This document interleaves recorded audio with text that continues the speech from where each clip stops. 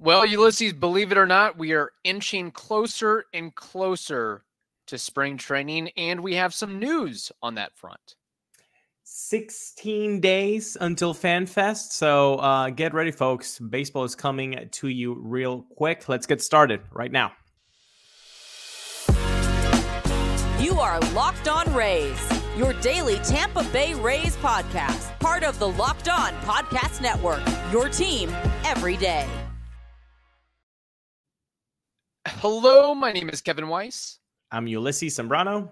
And we are the host of the Locked On Rays podcast, part of the Locked On Podcast Network. Thank you for making us your very first listen every day. Be sure to check out and subscribe to our YouTube channel at Locked On Rays. You can also find us on all the other traditional podcasting platforms. Locked On Rays is the place to go. You can also email us anytime with mailbag questions, comments, concerns, hot takes, lockedonrays@gmail.com.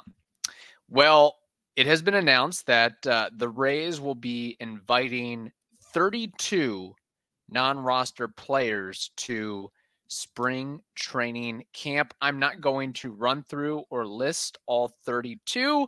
You all can do that homework on your own, but there are some notable, interesting, imperative names on this NRI list, and I'll just kind of smother it to you, Ulysses. Out of all these names, who are you most intrigued to see, watch, experience, all that? Because I've got kind of like a podium, but there might be a top dog as well for me. I do have a podium. I have a 3-2-1. But if you have to, like, okay, one guy that you want to see, that you have to see, that's tough because one gears more towards the melancholic and the other option gears towards more like the future.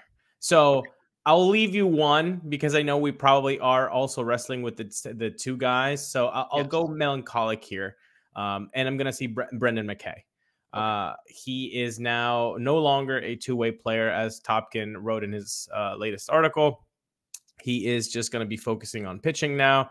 That's what injuries do to people. That's why Shohei Ohtani is the greatest talented baseball player on earth ever, because you can't do this. You shouldn't be able to do this in 2024. And so I'm going to go and say, I want to see what Brendan McKay has in the tank. Does he have something left? Can he, out some type of role? I would say just a relief guy. Now, I don't think they're going to be like, yeah, please give us six innings, Brendan McKay. I think that's way too lofty. And it gives me a little bit of sadness to know that this has happened not for the first time, but for the second time now. Brent Honeywell. So, to have a guy that talented and never being able to go through the finish line, I'm going to go and say, Brendan McKay, I want to see what he can do in spring training. Not having high expectations, but just I want to see what he has. That also was my top choice as well. Now, let me add this. Do you, in your heart and hearts, whatever the phrase is, heart of hearts, there we go. Sorry, it's late. Been a long day, not a lot of sleep. That happens. Brendan McKay, would you put green Skittles on him making a big league appearance for the Rays this season? I'm not saying he has to start. Just, hey, he comes in, he throws one pitch, dagnabbit, something. He's a Chris Archer of 2021. What was it, 10 innings or something like that? You're asking me in the evening of January 31st. So I would have to say no. Okay. But give me one spring start. Give me one spring showing. And he leaves uninjured. And I would say yes. How about that? It is so crazy, the career arc or downward spiral because of injuries and COVID and everything else. It's so what could have been story for Brendan McKay. And his career is not over as of yet. No. I mean, clearly there might still be something there at 28 years old. But when we started this podcast, it was right around the same time that Brendan McKay made his major league debut and looked impressive in it. And back in 2019, it was like he was the guy. He was, people were talking more so about Brendan McKay than Shane McClanahan because of what he did in college as a two-way star and top draft pick and bonus baby and the could he be our version of Shohei Ohtani? There was just so much to mold and like about him. And then when you saw him have so much immediate success and rise through the rankings of single A, double A, triple A, just mowing down guys or just looking so calm, cool, collected, composed, doing it. It was like, man, this, not sure if he's going to be, an ace, but you can pencil him in as a number 2, number 3 for the next half decade, 6 years, 7 years, whatever it may be, because the old scouting report on McKay was that, okay, he doesn't necessarily blow you away with his fastball or other offerings. His curveball is solid, but it's not like you're not watching Brendan McKay and say, oh my gosh, look at that. Look at that spin. Look at that velocity. Look at that. It's not one of those pitching ninja looks. He was more of a throwback in the sense of he gets it done through a balanced repertoire, through command, through feel, through tunneling, and not incredibly nasty stuff. And just to see how things have shaped now, it's just really, really unfortunate. And I'm glad you brought up Brent Honeywell, because that's the thing. We injuries are tough on pitchers, tough on everybody, but especially tough on pitchers. And it's just been issue after issue for McKay. And I think it might have been about a year ago or so. I mean, sometime in the recent past, I guess you could say, was maybe he should just give up pitching entirely and try to do the Rick Ankiel mold. And he went the opposite route. He had a talent and a knack for the stick in college. He did. And he went the opposite route. He went, let's just drop that and make sense results wise. Because when you saw him going up the ladder in the minors, it was the bat that was always lagging. He was always really good on the mound, but the bat wasn't necessarily there. I'm happy that he got that home run in 2019. Like he lived. He was a two-way player in MLB in that rookie year. Very cool. So I'm really interested in seeing what he can do. What is left there during spring training. We have more to discuss. There's a couple other names I want to throw out that probably on your podium, my podium as well. But first, Ulises, we have to tell the audience something important. Yes, we do. And that, my friend, is that passion, drive, and patience. That's what brings home the winning trophy. And also, that's what keeps your ride alive. eBay Motors has everything you need to maintain your vehicle and level it up to peak performance. From superchargers, roof racks, exhaust kits, LED headlights, and more, eBay Motors has you covered. Over 122 million parts for your ride. You'll always find exactly what you're looking for. And with eBay Guaranteed Fit, your part is guaranteed to fit your ride every time or your money back. Because with eBay Motors, you're burning rubber, not Kevin Cash. So with all the parts you need at the prices that you want, it's easy to turn your car into the MVP and bring home that win. He's like your Yandy Diaz, okay? This is what eBay Motors is. So keep your ride alive at ebaymotors.com. Eligible items only. Exclusions apply. Again, eBay Guaranteed Fit, only available to U.S. customers.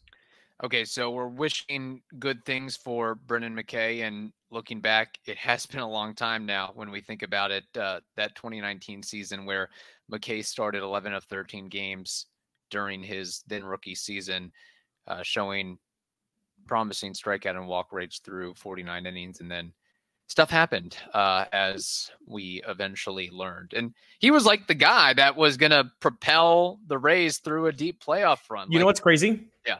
You know what's crazy? You said 49 total innings, correct? In his all of MLB. You know what that means, folks? I don't know. Maybe there's some like loophole here, but you are rookie eligible if you're a pitcher, if you're under 50 innings. So that's true.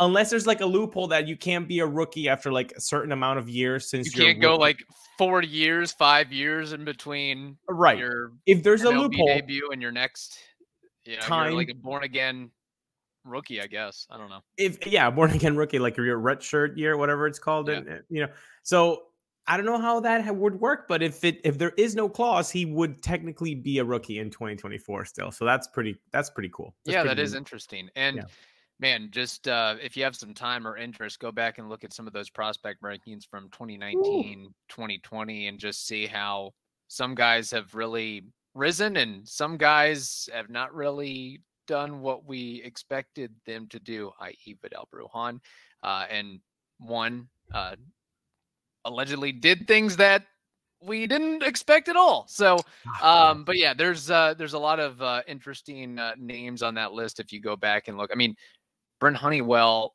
2019, 2020 was the Rays number 5 prospect in all of baseball, or not in all of baseball, but in the Rays organization, respectively. So just wanted to throw that out there. Some other guys that Ulises, I would imagine you're probably on the same plane here, that I want to look out for. Fans probably want to look out for. Ulises, want to see what he can showcase and bring to the table, at least in spring training, and getting that first itch, that first bite, if you will. Maybe the shortstop of the future, Carson Williams, see how he adjusts and looks out there. And God help, some catchers step up. They've got like 6 of them that they've invited from this list here, between Rob Brantley, Logan Driscoll, Alex Jackson, Dominic Keegan, Nick Meyer, and Kenny Piper. So maybe one of those guys balls out. I don't know, but that's kind of what I had off the top of the noggin there from my perspective.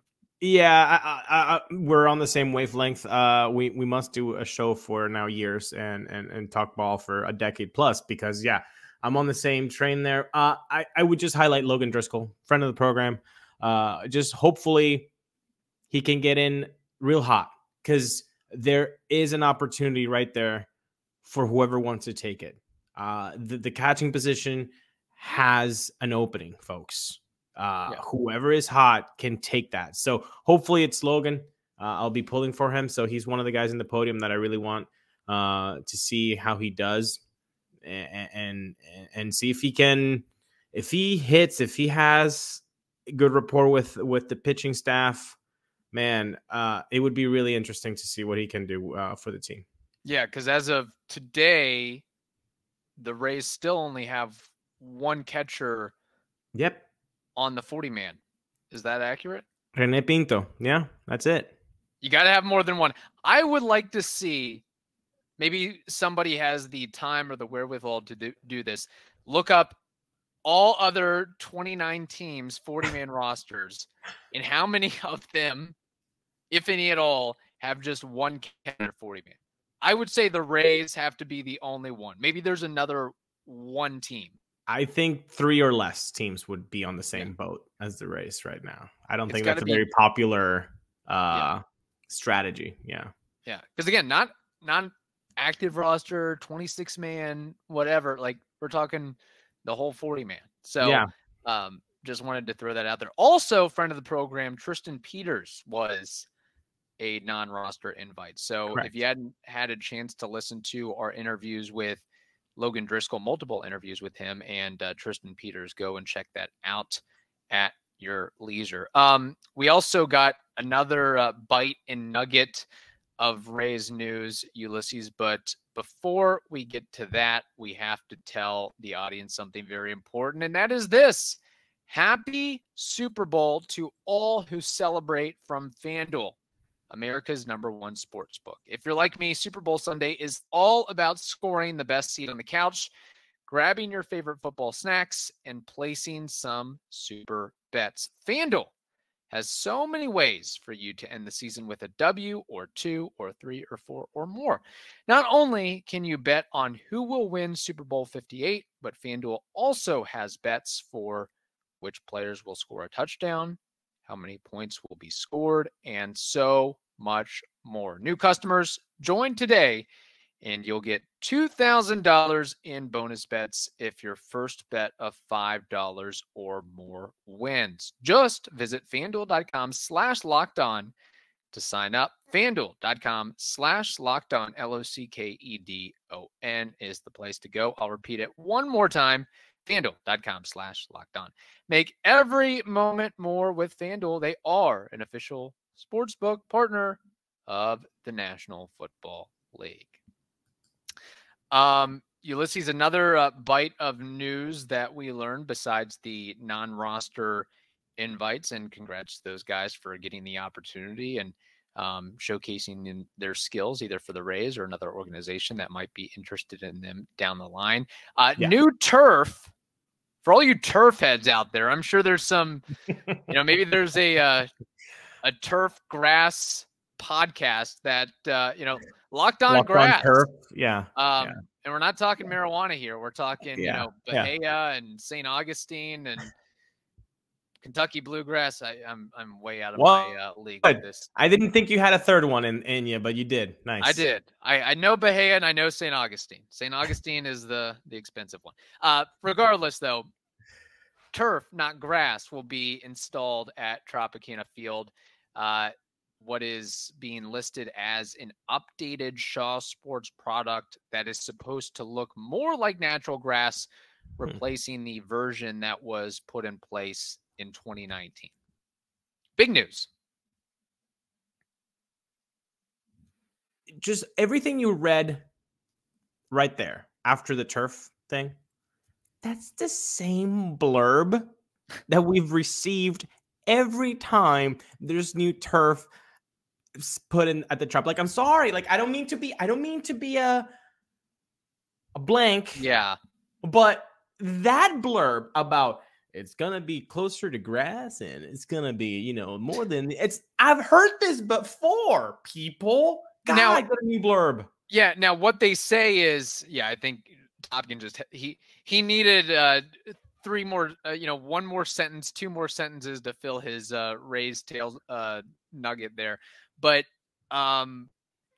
see, all it says is that it's supposed to look more like natural grass, not that it's going to feel or exhibit the qualities of natural grass. So my understanding is it's still artificial turf, and it's still going to be hard on the knees, ankles, and ligaments of whoever's roaming in the outfield or center field. I mean, we've known over the years the complaints that Kevin Kiermaier and Carl Crawford have levied about this type of product. So, I mean, maybe that's part of it, that it looks like grass, that maybe it acts like grass. I don't think it will. Yeah. Also, with FanFest going on Saturday, 17th of February. 17th, yeah. By the way, we will both be in attendance on FanFest. So if you want to get a little gift, a little thing from the both of us, come find us. We'll be roaming around and giving out little treats. I hope they install this thing after FanFest. Oh, so people aren't walking all over it and right? I mean, come on. Although from what I remember now, look, I don't analyze every piece of FanFest that we've attended, but I thought they put some sort of the rubber floor thing, the rubber floor mat throughout a certain portion of the Trop. Yeah, you might be right. Okay, so maybe that's kind of the quick fix there. Okay, but still, like, I mean, just because you put a cover on your dining room table, you're not gonna just like go ham on it. Yeah. No, it just got me thinking, and this might have to be a discussion. I mean, it probably will be a discussion, definitely for another time of, all this turf talk tying in with the Trop and the ballpark. I mean, I would guess this is the last time that they're gonna rotate or change out the turf until the new stadium gets built, but I could be wrong on that front. But just we haven't heard yet the dimensions of what the ballpark will be, right? We've just heard possible capacity, but not whether how the lines are going to be drawn and whether it's going to be more pitching friendly or hitting friendly. Do you remember the renderings, if they had numbers on the renderings? I don't think they did. Yeah, I did not look that close. And they wouldn't be accurate anyway. Yeah, right. Yeah. No. So, I mean, my first thought was that they would continue to do the same thing that they do with the Trop of trying to make it as pitcher friendly as possible. I think that's probably the thing to do right there. Yeah. Because well, we can get into that discussion another time, but So we have that, and then I guess this just broke recently. I've not read or heard much on it, but a fellow team in the AL East is going through some changes. They are indeed. The Angelos family that owns the Baltimore Orioles are planning to sell to a Baltimore native and billionaire David Rubenstein. I think. The Orioles will be purchased for $1.725 billion. Wow, that's a lot of cash. The purchase has to be approved by owners by 75%, which probably will happen, obviously. And his investment group includes Cal Ripken Bleeping Jr. So, I mean, just off the cuff here, because it just broke, so we don't really have all the details in it and all that. But when a legend that size is part of your ownership group to a team that he played for, that he bled for, literally, like this is the Iron Man. I don't see how. I mean, this is great for baseball. Oh, yeah. This is a horrible news for the Rays. Horrible news for the Rays, because now they have an owner, a billionaire owner, who has been a Baltimore Ripken Bleeping Jr., and he's going to be like, no, we're tanking for the next 5 years. Nah, it's going to be spending money time. It's crazy. Yeah, that might be the nail in the coffin for, getting luring an attractive free agent to town is, all right, let's roll out Ripken to have the talk and to seal the deal here. I think that's part of it. So did it say or include what Ripken's number to invest is? Not from what I read. Not from what I read. But he's just going to be part of the ownership group. Either way, being attached to the franchise in that capacity beyond like a ceremonial ambassadorship type role, I think can only help matters. Maybe that does explain why the Orioles haven't spent like any money this offseason, because I know that's been a storyline. Maybe they were trying to hammer out this huge $1 billion+ deal before they go out and sign, Rhys Hoskins, or, before he got signed, but before they spent any money. Because that was the other thing, is when I was looking at the non-roster invites, it got me thinking, man, it just seems like, I mean, we're already here, Fan Fest coming up, spring training coming up. There is still like a lot of guys waiting for an opportunity, big guys waiting for a deal to come to fruition. Like, how's a two-time Cy Young winner into February? How's a two-time Cy Young winner still available? By the way, the Orioles would be a great fit for him now that they have that ridiculous left field. Righties are having a tough time hitting home runs, so you can't say, oh, well, lefty. Nah, they fixed that problem in Camden Yards now. I think this is, look, you'll have to deal with the scenario of now there's another big spender or more spending that we've been seeing from the Baltimore Orioles. Yeah. So that does put a little bit more pressure on the Rays having to be even more perfect than they already try to be. It's again, great news for baseball. Like, an awesome, good job, Baltimore fans. That must be awesome to feel that way, because you didn't like your owner, and now you have a guy that apparently has a a sort of feel of what it is to be a Baltimore fan. So good for them, but I don't see how this is any way, shape, or form positive for what the Rays are trying to do. Yeah, and just seeing the upwardly mobile trajectory of the Orioles, like the Rays are in a transition. The Orioles know where they're getting. They're right getting to the prime of being really, really, really good for the next several years. And I think once all the I's and T's are situated, that these younger players locked up and extended, I think that would or should be one of the first business operations for the new ownership group is, hey, this guy, that guy, the other guy. I mean, there's so many. I don't even know if they can lock up all of them, but you got to prioritize which ones you really, really want to keep long term and go out and make that deal. Well, this is the thing. Like, yeah, we just focused on like, oh, well, now they can play in the free agent market, which is true. But what you said is also very, very true. Oh, Adley, you want to stay here for the next decade? Does that sound good, Jackson Holiday? I mean, like that is just, they could become like an Atlanta Braves type of operation. And that's scary because when you're locking up just these young talents for the next 7-8 years, and then you're making smart trades like the Braves did with Sean Murphy, Matt Olson, then you attack them with an extension, and then you're able to go in the free agent market and get a Charlie Morton. Like, good for you, Baltimore Orioles fan. Yeah, that's awesome. This isn't like catastrophe for the Rays because the Rays are still one of the best front offices there. But it's not good news either. Like, it's like, damn, now it's even harder now. Yeah. Oh, 100%. By the way, I was just scrolling through some of the available free agents. It's crazy. Matt Chapman still out there. Cody Bellinger is still out there. You mentioned Blake Snell still being out there. Ahmed Rosario, Brandon Crawford, Jordan Montgomery. Man, nice.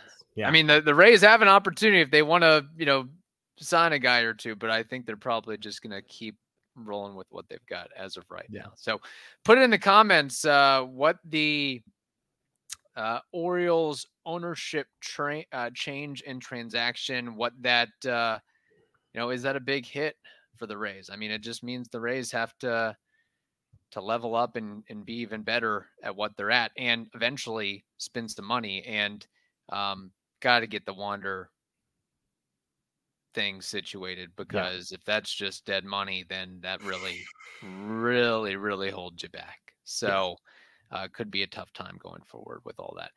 In the meantime, hope you all have a wonderful day. Stay safe, and we will talk to you on Friday.